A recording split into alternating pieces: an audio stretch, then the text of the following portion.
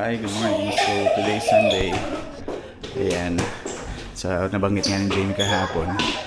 Mag-church kami today kasama yung parents ko. Are you guys ready? No!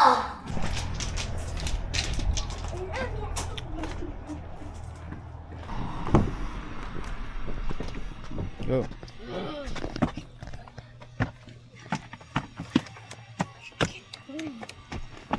Let's go.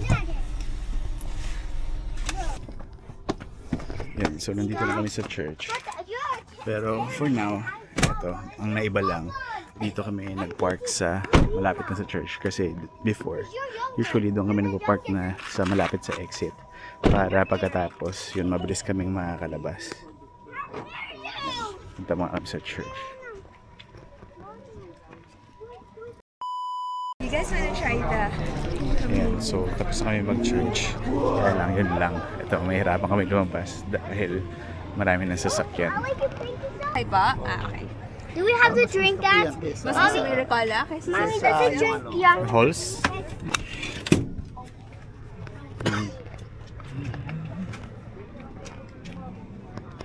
Saan tayo punta? Costco na, no? Okay.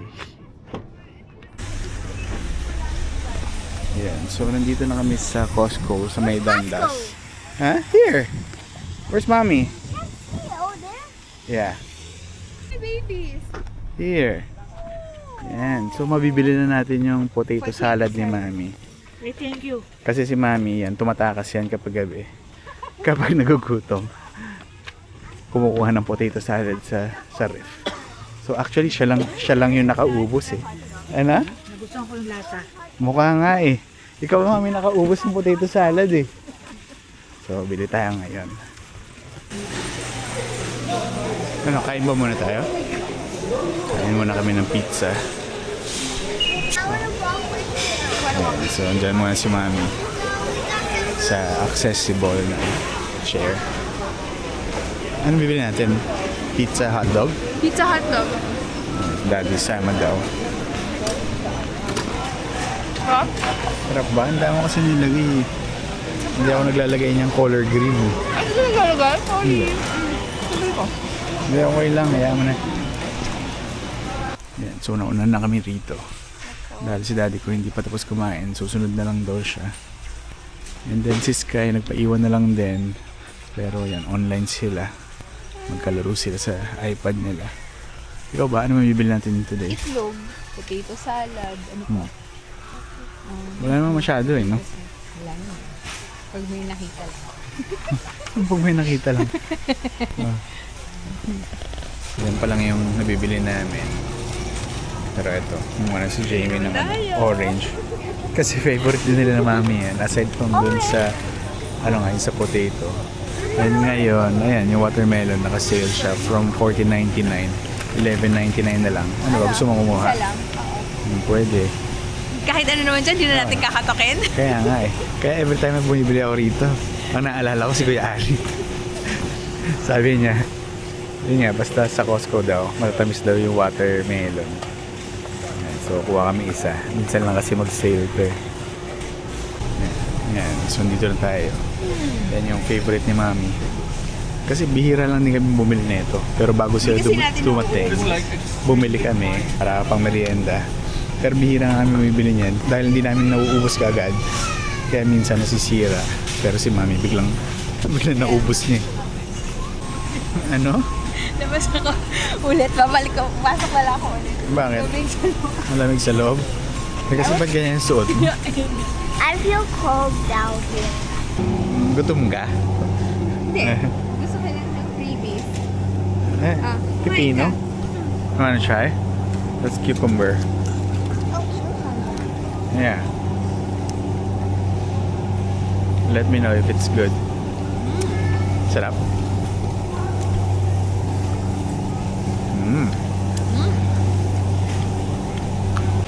Ayan, so ito na yung mga pinili namin. So as usual, hulaan, magkano ang abutin to?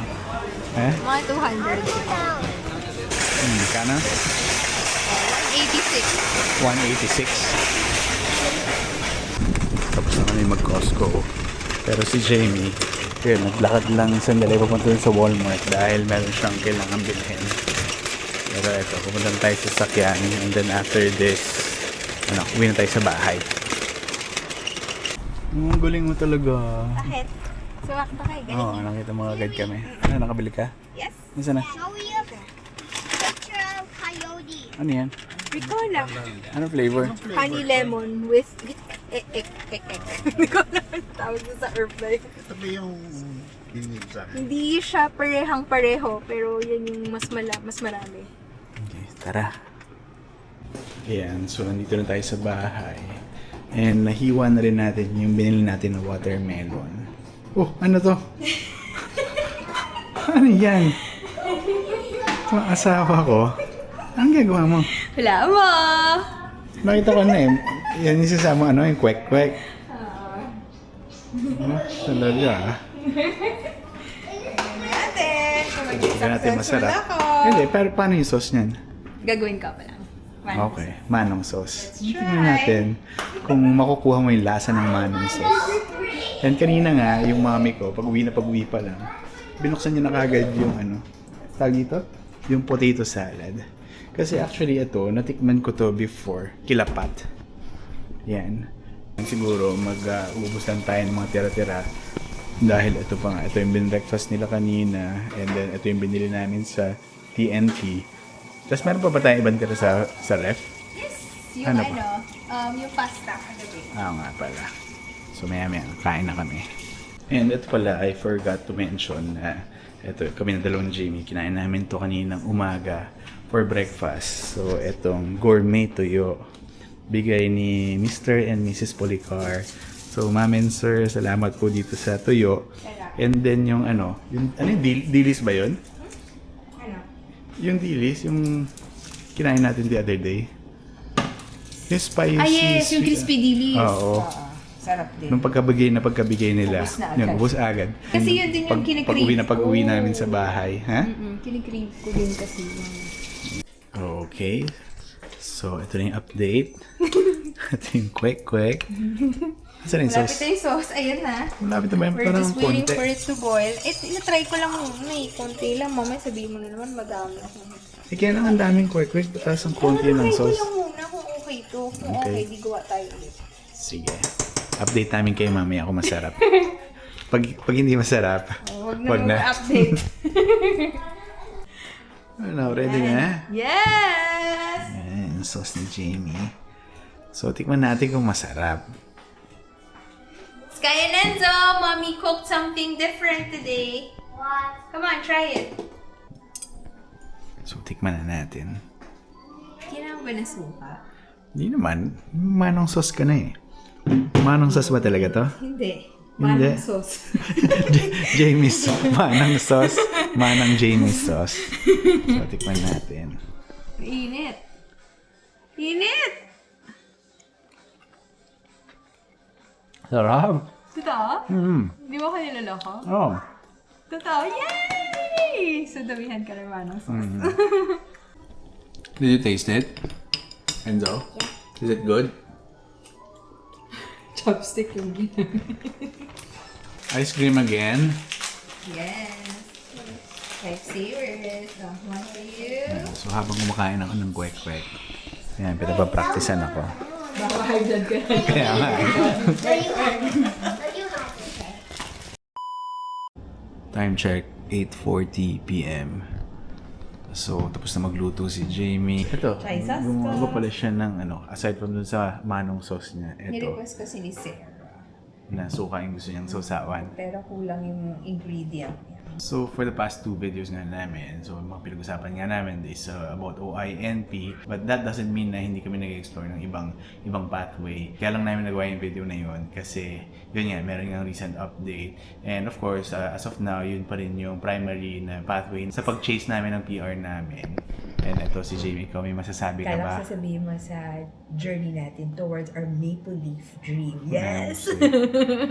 Kasi as of now, although relatively okay naman yung score, pero yun naman ever since di ba, paulit-ulit ko nga sinasabi na kahit paano, decent naman yung score namin kahit na yung lumang OINP pa, yung International Student Stream, tsaka yung Foreign Worker Stream, dahil na-mention ko nga rin before na twice na dapat kami na nabigyan ng invitation to apply, but unfortunately, dito nga kami sa GTA, kaya excluded kami dun sa draw. That's why, yun din yung nagiging concern ko as of the moment. Twice ko na ata sinabi yun na hopefully moving forward, hindi na nga siya targeted draw dahil again, yun nga, ayaw mo naman ma-penalize twice for the same reason. Yeah, true.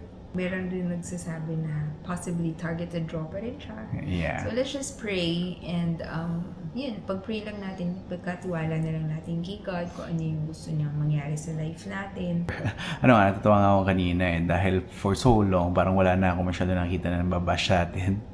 Pero meron isa kasi, I think matagal na siya nanonood ng channel natin, and before parang medyo okay naman yung comment niya, pero ito yung recently parang sinasabi niya nangangawi-uwian na. Sabi ko hindi pa naman, pero sabi niya sige tingnan natin next year, kapag napauwi kayo ibabash talaga kita. Hindi lahat ng tao nag-agree or hindi lahat din ng tao na happy sa'yo 100%.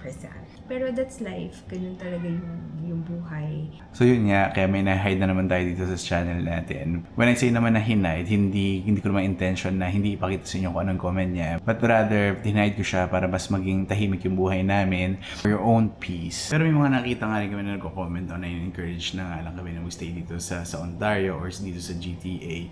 But of course, kapag may nakita kami na something na mas straightforward na pathway and mas kahit pa paano masigurado, siguro i-grab din namin yung opportunity na yun dahil although nga na medyo okay naman yung score namin, but again, hindi natin alam kung magiging targeted draw pa rin. And yun nga, 1 year and 3 months na lang yung natitira sa PGWP namin. Kaya kailangan namin na mas maging flexible. Kapag meron nga na opportunity na nag-present, kailangan na namin siya i-grab. Lahat naman ng plano is based sa will ni God. So if it's His will for us to stay, then everything will happen in His own right time. If it's His will for us to go back to the Philippines, then maybe that is His plan for our lives. So, di ba, we take it one day at a time.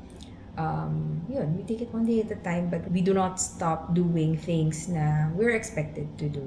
And maybe tama nga din yung before, di ba, parang paulit-ulit mo rin sinasabi, maybe the reason why we're here is because ang pinaka-goal pala is for us to let Sarah start her life here. Diba? Parang mabigyan si Sarah ng better future. Yun yung parang pinaka-success story mo dito sa Canada. Diba? Okay. So, medyo late na rin and medyo pagod kami dahil 3 araw kaming lumabas. Kaya siguro dito ko na muna ulit tatapusin itong video. So again, thank you for watching and I'll see you in the next video. Bye!